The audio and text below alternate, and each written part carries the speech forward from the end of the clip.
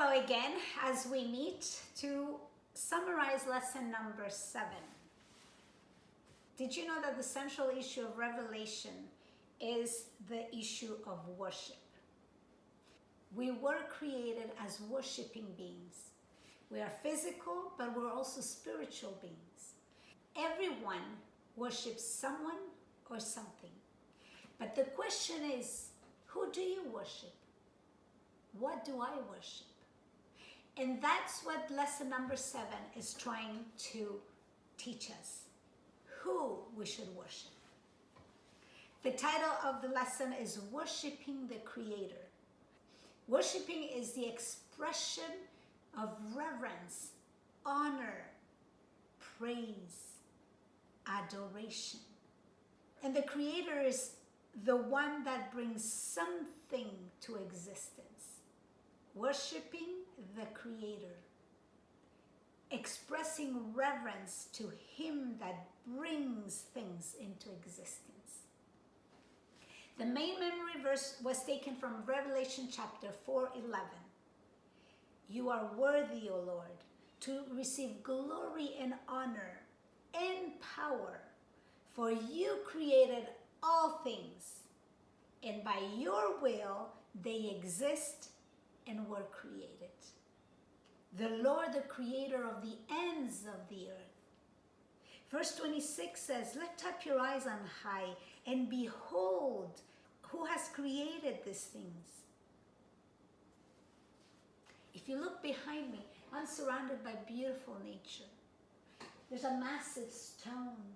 There's beautiful trees. The flowers are coming out. The trees are blooming. I can hear birds singing. The sky is blue. The sun is shining. Isaiah tells me, look around.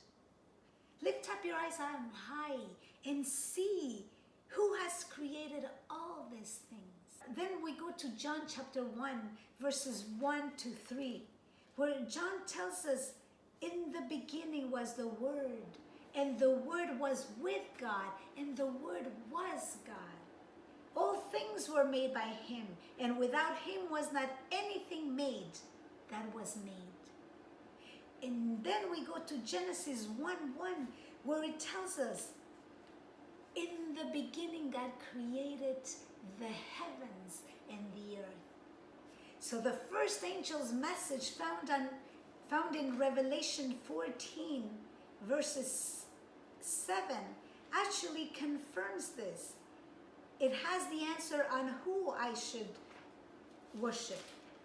And it says, verse 7 of Revelation chapter 14, saying with a loud voice, fear God and give glory to Him, for the hour of His judgment is come, and worship Him that made heaven and earth and the sea and the fountains of waters. So the real question is not, what should I worship? But who should I worship? And the answer is found in the Bible. It tells me that I should worship the one that created the heavens, the earth, the sea, and everything that's in it. David understood this, and he wrote this in the most beautiful psalm found in the Bible, Psalm 139, verses 14. David says, I will praise Thee, for I am fearfully and wonderfully made. Marvelous are your works, and my soul knows that.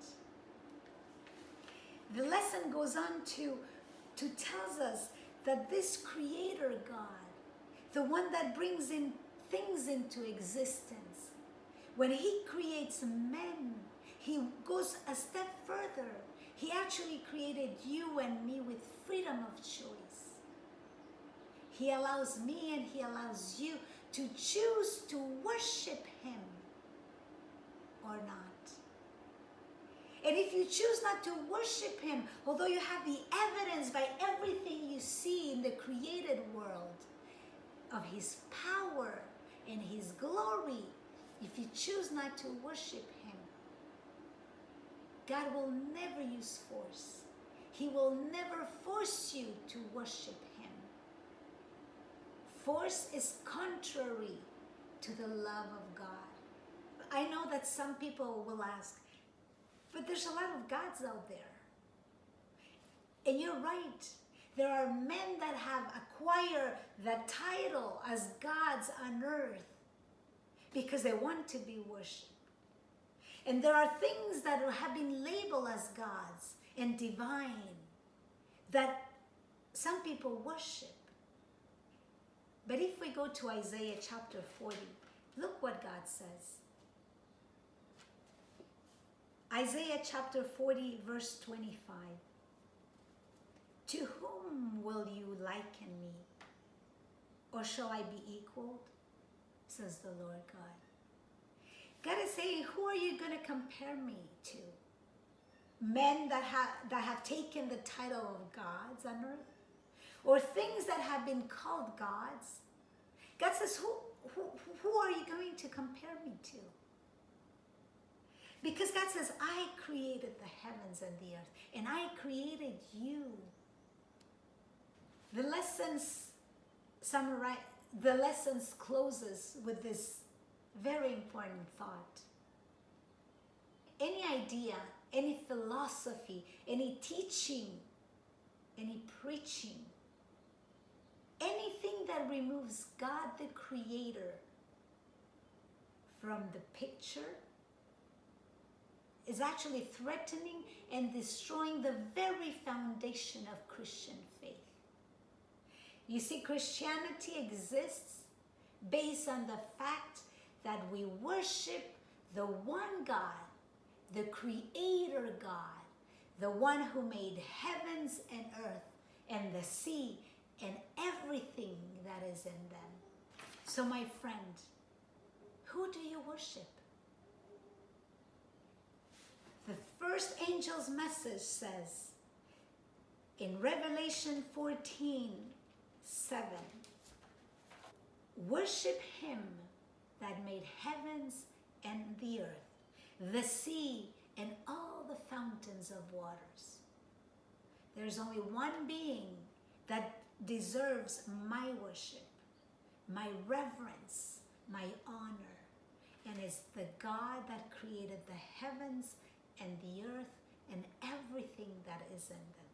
The God that created humanity in a marvelous way. You are worthy, O Lord, to receive glory and honor and power. For you created all things, and by your will they exist and they were created.